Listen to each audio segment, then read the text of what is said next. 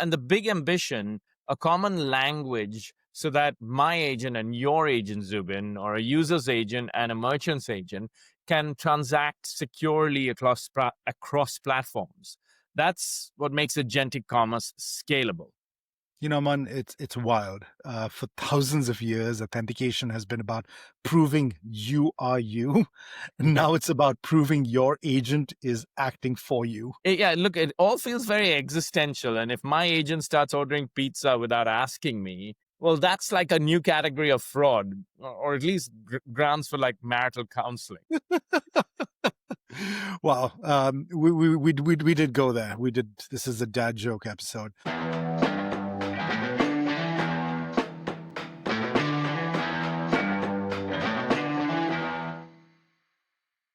Welcome back to A to Z FinTech, the podcast where we break down the world of finance, tech, and payments. One letter at a time. I'm Aman, and with me is Sniffles. And I'm Zubin with a bad case of the allergies, but that's not why we're here.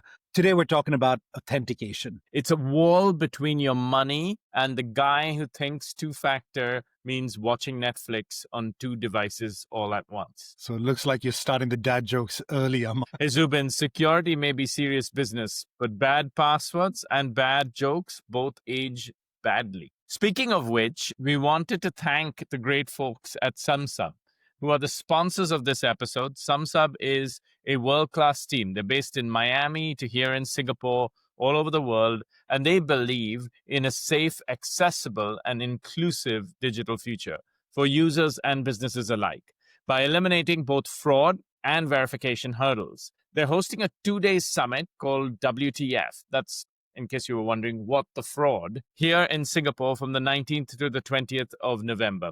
It's a packed agenda with a brilliant mix of keynotes, roundtables, and workshops featuring thought leaders and industry practitioners, all exchanging notes on the exploding world of fraud and how to use AI and tech to fight it, which is, of course, hugely related to this episode of A to Z. Details are on the screen right now, including how to get a ticket. I'll be there and look forward to seeing you if you're in Singapore. But before we dive in, a quick disclaimer. This podcast is for information and entertainment purposes only. Our views are our own, not those of any organizations that we're linked with. Also, we're not offering any financial advice. Now, with that out of the way, let's get into it. Okay, Zubin. So authentication isn't new. It's been with us since the beginning of civilization itself. Let's start at the very beginning. How did people get into first proving their own identity? Let's go all the way back, right? Ancient Mesopotamians used cylindrical seals like carved stones. You roll over clay. They left this unique impression, kind of like a signature. So basically, authentication back then was rolling your name in Play-Doh. Look, that's officially our first authentication dad joke of this episode. Buckle up, folks. Feels like the second, but anyway, back on track. Then in Rome, there was the watchwords, passwords for soldiers to get past checkpoints. Forget it. And well, the centurions wouldn't send you a password reset link. I guess the first password reset link was getting stabbed. Brutal but effective. Now, fast forward, handwritten signatures became the gold standard. You signed contracts, letters, checks. Your unique mark was your proof of identity. And when credit cards arrived, they leaned really into signatures. And let's be honest, half the time merchants weren't even checking. You could have drawn a smiley face, I've done that, and still walked out with the television that you wanted. That's right. And then fast forward to the age of the e-com. E-com took off and that wasn't enough. And enter the CVV, CVC, the cardholder verification value code, depending on which network you are. This is the 3 or the 4-digit code that's printed at the back of your card. Those 3 digits were like secret sauce, except they were printed on the bottle. Exactly. And then came 3D Secure 1.0. In theory, a huge leap forward. In practice, it was painful. Pop-ups, forgotten static passwords, endless redirects. It wasn't just a technical fail. It was a human fail. People got what's now called security fatigue. Too many hoops, too much friction, and then users kind of felt overwhelmed. And in the end, what happens is they make worse security choices, like abandoning carts, turning off safeguards, or just picking weaker passwords. Aman, and obviously a lot of innovation has happened since, but before we kind of jump into talking about sort of what innovation has happened, we know that innovation didn't really or doesn't really happen in a vacuum. Regulators play a huge role in that. And let's start with Europeans, a PSD2 mandate around SCA or strong customer authentication. Two of the three factors, something you need to know, something you need to have, and something that you are. Europe basically said 2 passwords are better than 1, unless, of course, you forget both. All right. And then, we more recently, obviously India has been doing a lot in terms of advancing e-commerce and driving safety around it. But recently, the RBI has also mandated stronger two-factor authentication for all digital payments by April 2026. Nothing says romance better than getting an OTP at dinner. Romance and regulations, two things guaranteed to kill the mood. So, Zubin, let me share something personal here. My own father had his WhatsApp hijacked earlier this year. A fraudster tricked him into giving out his PIN. And within minutes, he had his account taken over. Suddenly, his friends were getting fake messages asking for money, and some even sent it. Thankfully, it wasn't a massive financial hit. And I know folks at Meta and WhatsApp, so we were able to help restore his account. Others are not so lucky. But it was a wake-up call, Zubin. So, when I speak now to friends and family, I give them 5 simple rules that, have become sacrosanct for us, and especially with my parents. The first is turn on 2-step verification in WhatsApp or any messaging app and add your recovery email. The second is never share codes and PINs. I know it sounds obvious, but it doesn't happen. If someone's pressuring you, it's a scam. Third is to add a SIM swap lock. Some carriers allow it, and that's amazing. Fourth is use a password manager. I'm amazed by how many people have the same password across. So when one gets, you lose one, it just gets everywhere.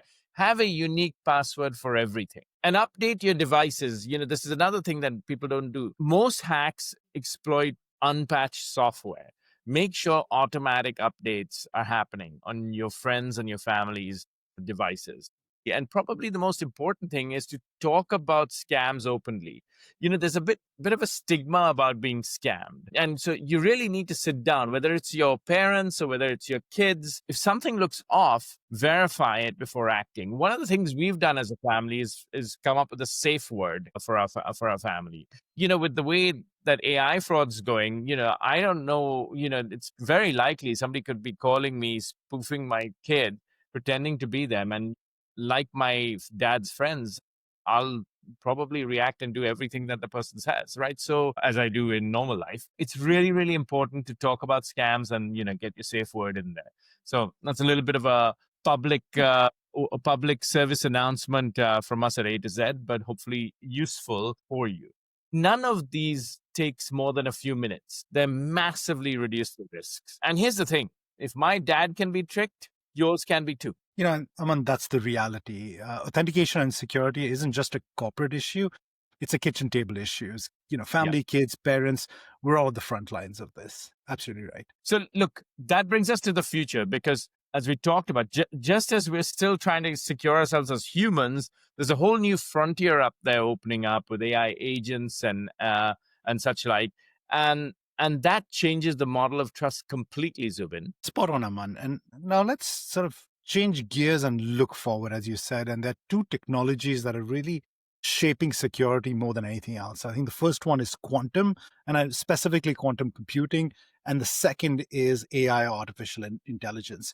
And both are double-edged. Let's start with quantum. Once powerful enough, quantum computers could break today's cryptography in minutes. That's the Q-Day scenario, right? RSA and ECC, the backbone of the internet, just gone overnight. And attackers know that, and they're already doing sort of this harvest now, decrypt later, stealing encrypted data today, waiting to crack it open. And that's why governments and industry are moving now. The US standards body, NIST, or the National Institute of Standards and Technology, they've already picked the next locks. They sound like an alphabet soup, MLKEM and MLDSA, but think of them this way. MLKEM is the new master padlock for encrypting your data. And MLDSA is the new signature pen, if you'd like, for proving you are who you say you are.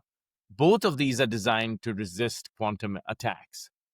Yeah, and to be honest, like quantum isn't just a threat, it's also about strengthening security. Think of it as quantum random number generations for truly unpredictable keys, or even quantum key distributions where physics itself guarantees security, is all about strengthening that security. Yeah, and now AI, same paradox. On the dark side, AI supercharges fraud, flawless phishing, deepfake voices, video scams. Imagine my bot calling you, sounding exactly like me, Zubin, asking you for money. That's not sci-fi, it's happening. Aman asking me for money, now that's a negotiation I'm willing to have. But jokes aside, Aman, you and me should probably come up with a safe word as well. But here's on the brighter side, right? AI is also the best fraud cop we've ever had. It can watch billions of transactions in real time, flag anomalies instantly, and it can power continuous authentication, spotting you by how you type, how you swipe, how you move your mouse. Zubin, we should probably crowdsource our safe word on the internet. By the way, that's just a joke. That's a really bad idea. You shouldn't do that. Look, the bottom line is quantum and AI are both a threat and a shield. The race is whether defenders deploy them faster than attackers exploit them. Aman, we've spent a lot of time talking about how authentication has evolved for human use, from clay seals to signatures, obviously from passwords to passkeys. But what happens if it's not a person buying something, but an AI agent? Yeah. This is the world of agentic commerce, and we've just talked about that, in a couple of our episodes. And it's a completely new frontier. Traditional methods such as password and biometrics are designed for human to machine interactions, but a bot doesn't really have a fingerprint. You can't ask an algorithm for a face scan. The model of trust has to change. Yeah, exactly. And the core problem is we need to establish a secure chain of trust between, essentially, I would say, three entities, right? Like the human who authorizes the action, the agent that performs the task, and the merchant of business who essentially fulfills that order. And this introduces three new challenges, which is essentially human agent binding, which is proving a specific person, quote unquote, authorized the agent. Again, the second point being the agent identity, so proving the agent is actually legitimate.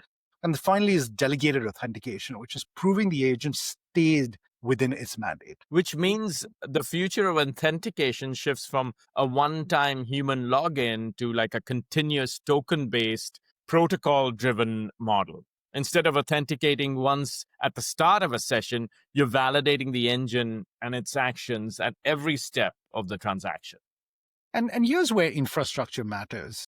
Google has introduced the Agentic Payments Protocol, AP2. We did a mini episode just a week ago now. But this is not only a Google product, right? Like it's an open payments agnostic standard to govern trust in agentic commerce. And it's tackling authorization, authentication, and accountability in a holistic fashion. What makes AP2 so powerful is how it uses mandates, cryptographically signed digital contracts. When a human authorizes an agent, they issue a mandate that sets boundaries, that what the agent can buy and how much can it spend. That creates a verifiable audit trail from both intent all the way through to payment. Every step is accountable. In other words, we're moving from this human-centric authentication to this machine-centric trust. And the big ambition, a common language so that my agent and your agent, Zubin, or a user's agent and a merchant's agent can transact securely across platforms. That's what makes agentic commerce scalable. Man, it's wild. For thousands of years, authentication has been about proving you are you. Now it's about proving your agent is acting for you. Yeah, look, it all feels very existential. And if my agent starts ordering pizza without asking me, well, that's like a new category of fraud, or at least grounds for like marital counseling. Wow, we did go there. This is a dad joke episode. But all right, Aman, you and I have spoken. I know you also feel pretty strongly about this move to this passwordless future with passkeys. I'd love for you to explain more about this. Yeah, Zubin, I do. And it's simple. For 60 years, our digital world, our banks, our messages, our identities, they have been built on a broken idea, the password. According to Verizon's data breach investigations report, in the hacking category, over 80% of breaches involve compromised credentials, weak, stolen, or reused. That's the password problem in a nutshell. Passwords are like, if you'd like, they're like writing down your safe combination, giving the bank a copy, and hoping no one ever loses it. That's really not security, it's wishful thinking. A single point of failure. And now multiply that by billions of users and almost trillions of dollars. Exactly. And passkeys flip that model. Phishing becomes obsolete. You can't give away a secret you don't know. Cognitive gymnastics ends. Biometrics make logging in both secure and simple. And for businesses, the biggest risk items disappear. No password resets. God, I hate those. No mass credential breaches. A password is like a master key that opens every door in your life. If it's stolen, you're done. A passkey is different, Zubin.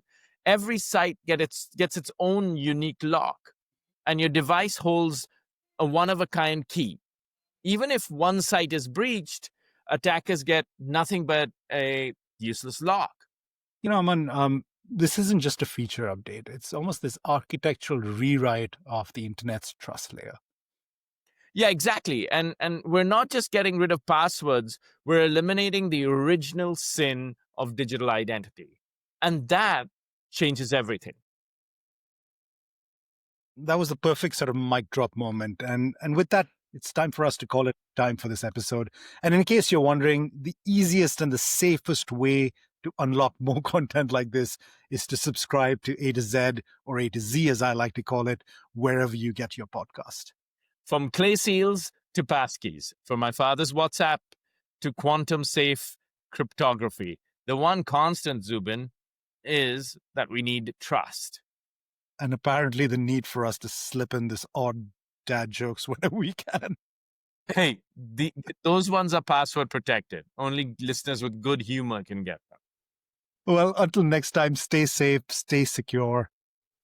And may your passwords be stronger than our punchlines.